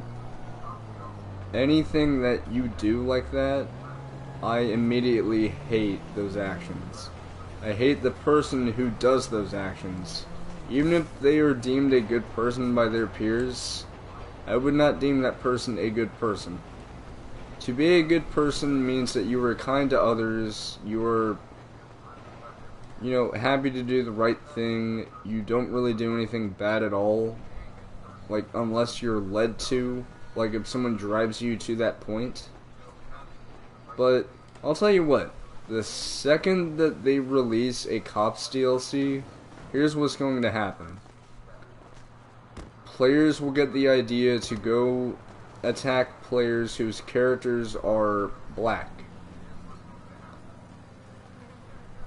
You will also have, you know, the players who will think, hey, guess what? Let's just try and reenact that thing that happened several weeks ago that led to those riots. No. Don't. Yeah. So, are we getting a Cops and Crooks DLC? Hell no. Will we be getting something related to, you know, a state of emergency thing where there's like riots and stuff? No. So, dear clickbaiters who are now trying to clickbait this whole Cops and Crooks thing that was literally a scrapped development idea, please stop. For everybody's sanity, please stop. We will not be getting a Cops and Crooks DLC in this game. We never will, unless Rockstar decides to.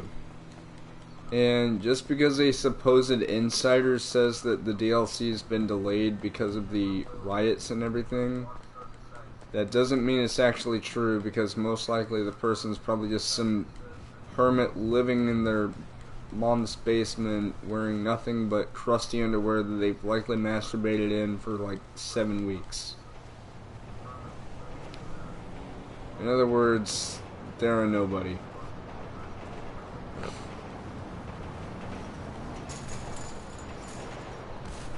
But yeah, that is my opinion on the whole Cops and Crooks debacle. We're not getting a Cops and Crooks DLC. Would we ever get a Zombie Apocalypse DLC? I don't know. We might. It's not out of the woods. It's not unbelievable. But the second that somebody brings up a freaking Cops DLC as the next DLC, that is extremely stupid. Because only a fool would try and release a cop DLC only for players to reenact police brutality on players for no given reason whatsoever. Like, okay, let me explain. what if a player is just minding their own business, just chilling out outside, walking around, all of a sudden players who are police decide to attack that player and arrest them for no reason. Now, I understand if the player, like what I'm doing right now, this is jaywalking. Jaywalking is a offense. It's not anything major or serious, but it could cause accidents if someone isn't careful. And it is illegal. But, like, here's the thing. What if a player's just minding their own business, just hanging out in some place like this?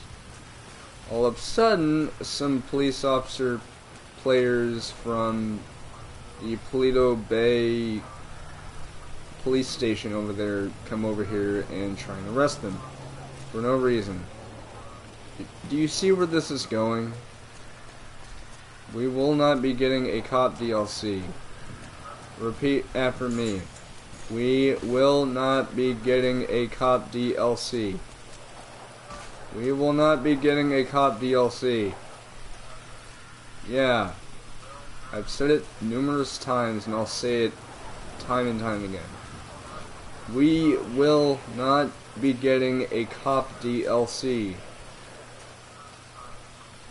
That is incredibly stupid, and I just don't see any reason why we should be getting a cop DLC when it would completely contradict the gameplay of this game.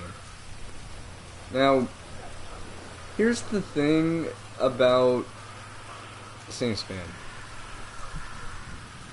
He has mentioned a cop DLC before.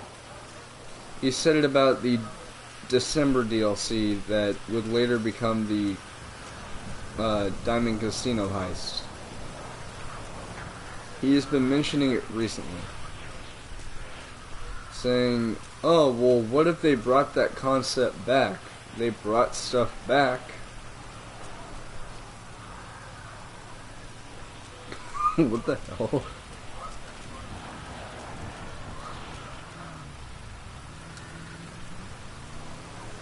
The Doomsday Heist. That was leftover content from single player that was supposed to be single player DLC but was scrapped. But it was later brought back for a online experience. And speaking of the Doomsday DLC, the Doomsday Heist, that Sainspan, you know, the guy I keep talking about, I'm not saying I have a crush on him, but sure as hell sounds like it. He mentioned, well, I don't see why we should still be criminals. We have a nightclub that's legitimate. We earn money from that. We saved the world from an evil genius guy. That may be, but it's still Grand Theft Auto at the end of the day. We're not getting a cop DLC. We're not getting a DLC where we play as like firefighters or something. Now, if you're talking about the cop outfits and the firefighter outfits and all that stuff, those are just disguises for the big approach for the Diamond Casino Heist. As in, those aren't meant to be roles that you would play in the game. Those are just meant to be disguises for a heist in the game. So, yeah. So, another thing. Would we ever get mansions in GTA Online? That's a very big possibility, you know. Mansions are something that people have been asking for a long time. And I've already mentioned it before, how it might work. But in case someone isn't aware, let me explain. Also, my my mouse keeps like dragging over to the side. I think I know why. It's because of the cable. Because like, I don't know. But let me explain. Pretend this right here is a mansion. And pretend you don't hear any voice cracks. Yep. No. Pretend this is a mansion. What could happen is this little area could be considered the front gate. You will walk up to it or drive up to it, and there'll be a blue corona circle. Not coronavirus, I'm talking about like a corona, like a marker. It's what they called the markers in the old games. But you would drive up to the blue marker, and the game would ask you if you would like to enter the mansion. Enter the mansion, enter the yard, or enter. No. It would. You know what? No. If you're on foot, it could ask you if you want to enter the actual indoor part of the mansion, or the garage. But how it could work is similar to how safe houses work in single player, in that there would not be any loading screen. Like, there would not be any loading screen between you going inside or outside of the building. Now, there would be a loading screen whenever you get to the front gate, but not when you're actually going in and out. And each mansion could have its own like upgrades and stuff separate from each other. Or no, not upgrades. Layout. Because think about it. They don't want to recycle interiors from other places. They've already done that with some of the apartments, you know, low end, medium end, high end, the newer high end, silt houses. But for the mansions, what they could do is they could make the interior of it reflect how it looks on the outside. And you could have like extra rooms, like maybe a virtual reality room, or maybe an arcade room. And what it could do is it could have the same arcade games that you have in your actual arcade. You know, stuff like that.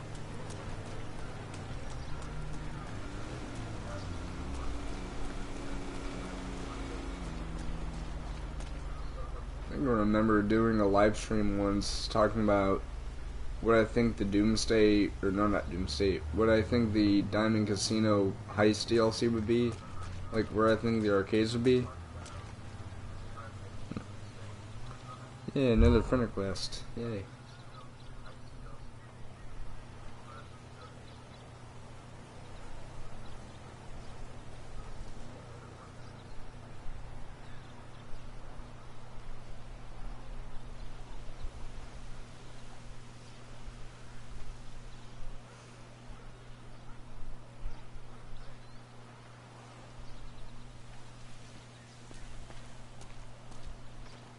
Alright.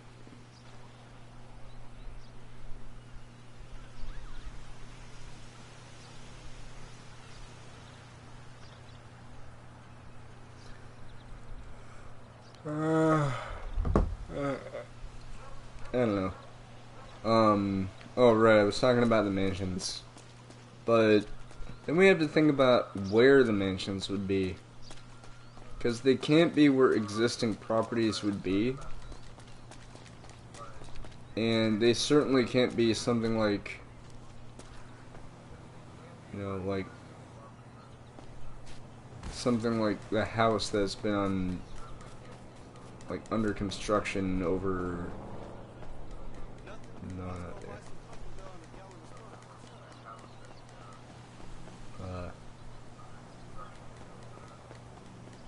It's somewhere.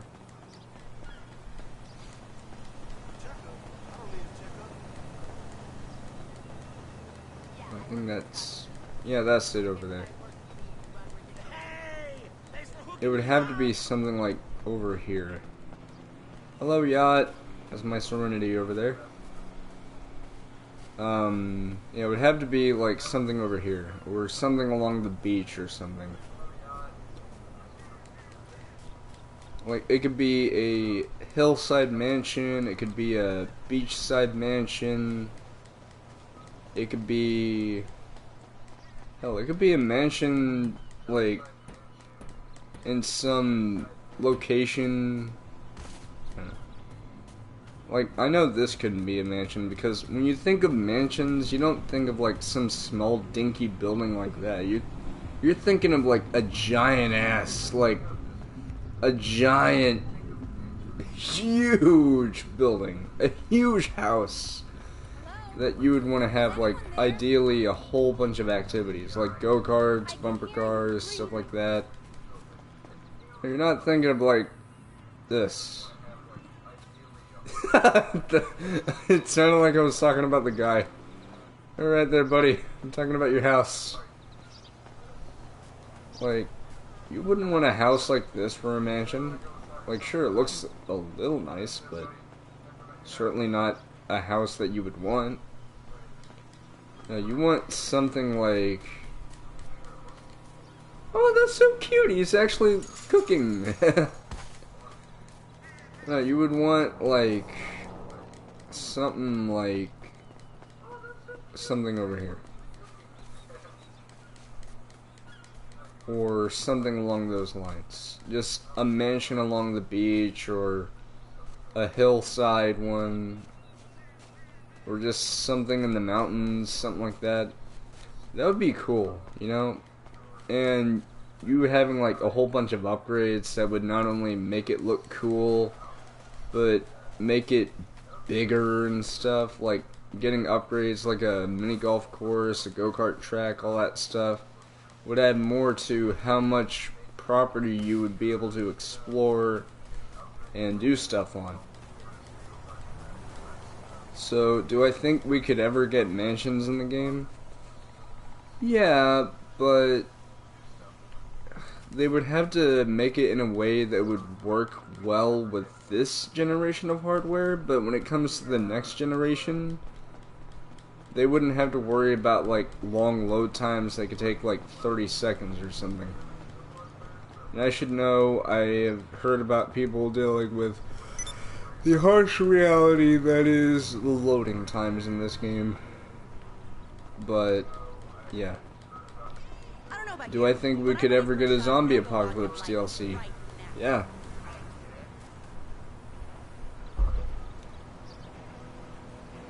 Got $4,000 for doing nothing.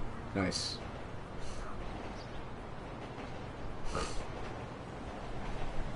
Do I think we could get, like, another stunt race DLC? Yeah, of course.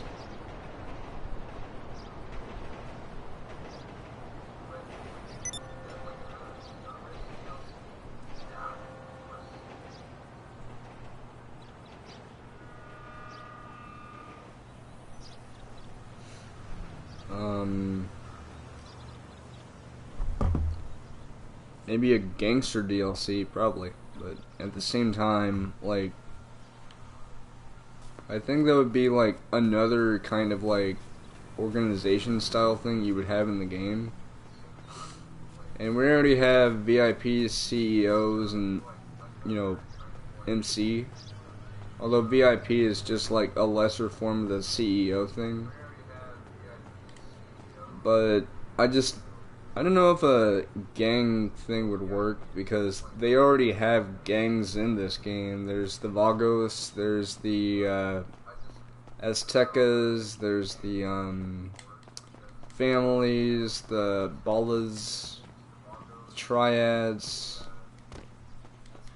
There's plenty of gangs in this game, but I don't think Rockstar would want people to make their own gang. That's what crews are for. That's what organizations are for. They're like souped up gangs, but without, like, bandanas around their necks and stuff. You know? Hello, train. But let's think about some other DLCs that could or could not happen. We already discussed that the cop DLC absolutely will not happen. The State of Emergency DLC might not happen, because it wouldn't make much sense.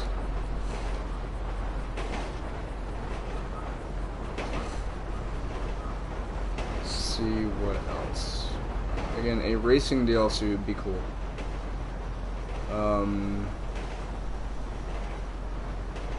Mansion DLC would be cool. I would say a map expansion, but again, I don't think that would work on this generation of hardware. Maybe on like the new systems coming up, but not on like PS4 and Xbox One. That's out the window.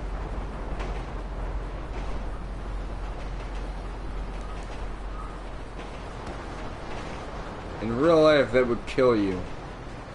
But this is not real life, this is GTA. And GTA is not realistic.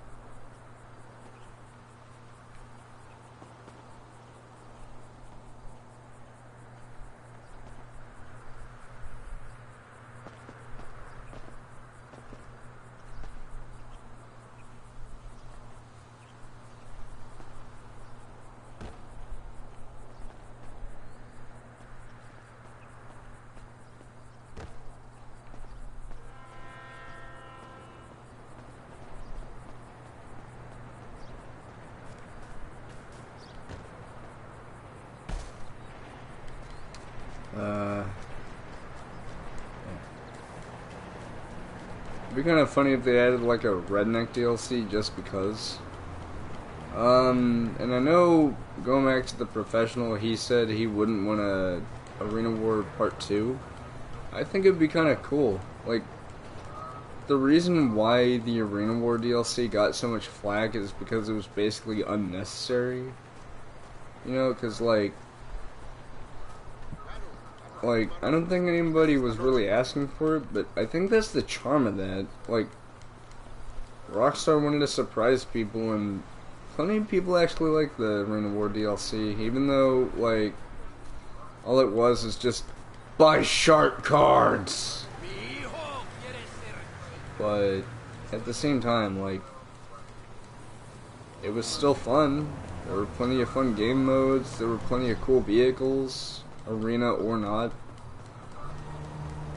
Like, that doesn't make that DLC bad, it's just, well, not many people actually loved it enough for it to be like a sequel. Actually, another thing I would like is like another casino expansion. Like, not just heists. I'm talking about like an expansion physically to the casino. Like, maybe replace the horse track with something else. Which I know that sounds kind of dumb, but I think that'd be cool. But anyway, that's just my 2 cents. I am going to change my spawn point back to the pit house. And then I'm going to do this. I'm going to call Agatha Baker. And I'm going to call up a limo. If I can. Hi, what do you need? Sure, no problem. Holy shit, that was quick.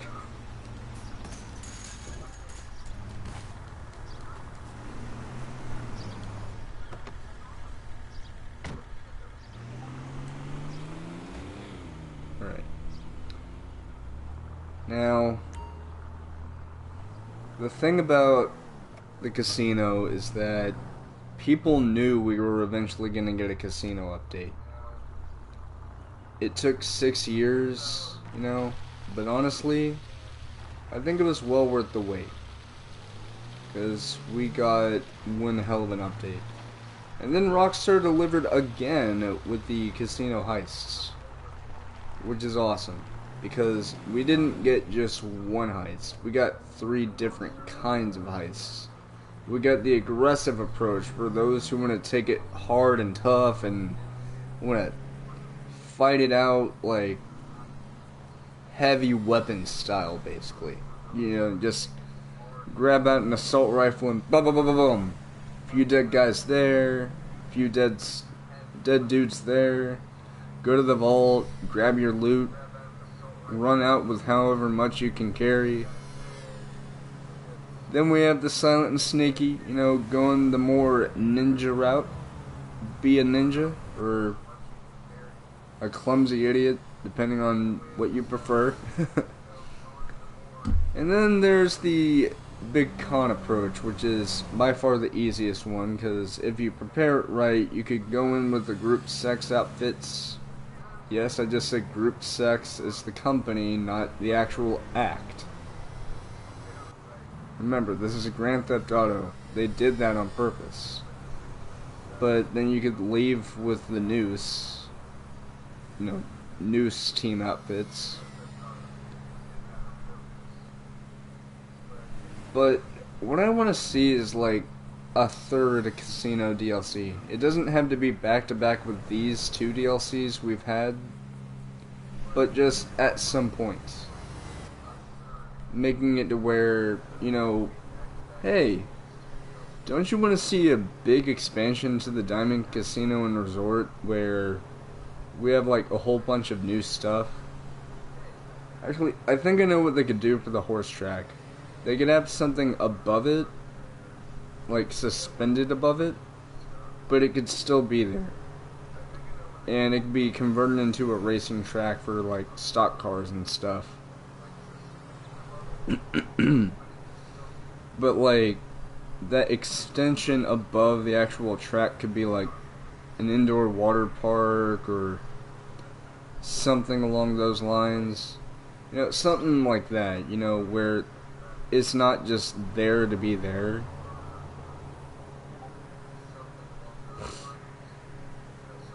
But yeah, that's another thing. Another casino update, maybe not like directly after this one that we're still in, but just something to get like at some point. And then we have the final thing on my list, which is going to be exclusive to next gen. If Rockstar is actually saying like expanded and enhanced, I want there to be, like I said before, a map expansion.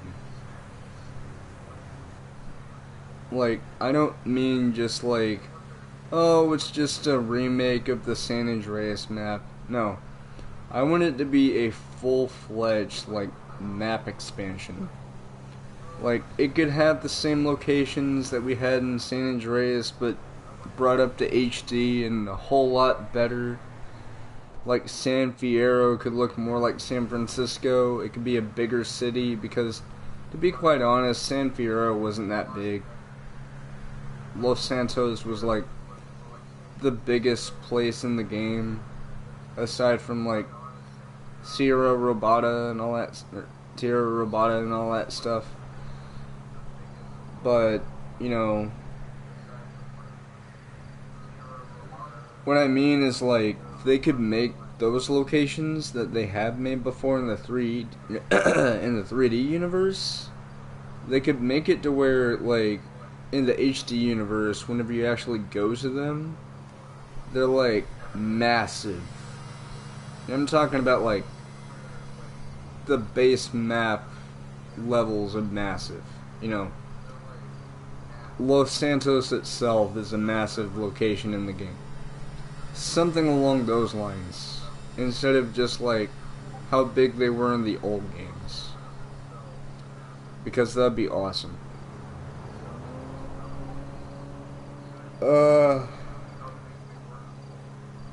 But they could add new locations based on real life places like San Bernardino, San Bernardino. That's the place in real life, but it could be San Bernardo or Saint Bernard or something like that. For San Jose, it could be San Juan or something like that.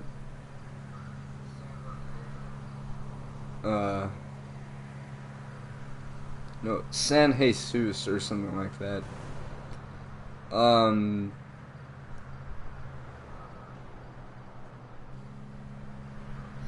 There could be a representation of San Diego in the form of like San Diana or something like that. Just something to replicate those locations, basically. Not 100% replicas, but just, you know, the GTA way.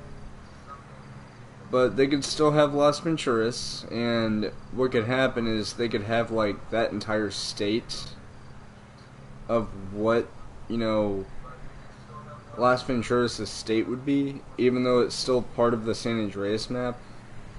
But it's considered its own state, basically.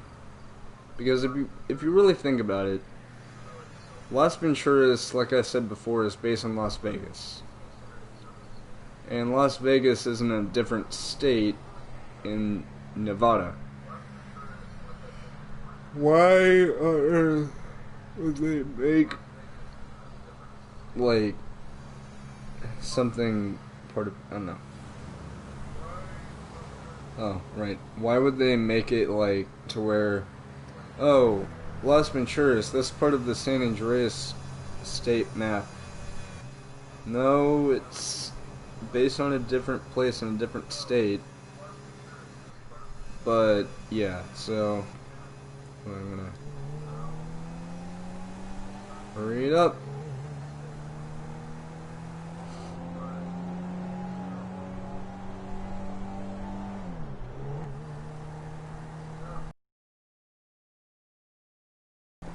Boy, this taxi sure is fast.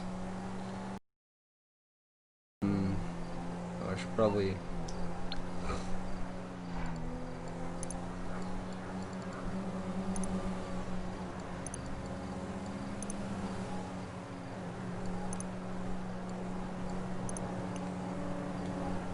Oh, I thought it would stop it. Man, look at this guy go. Yeah, it is a guy. But yeah, that's things that they could do for GTA Online to make it even better. Like, basically, putting content that people want. Not content that you would probably hear YouTubers say, like, we need a cop DLC, we need a state of emergency DLC, we need this, we need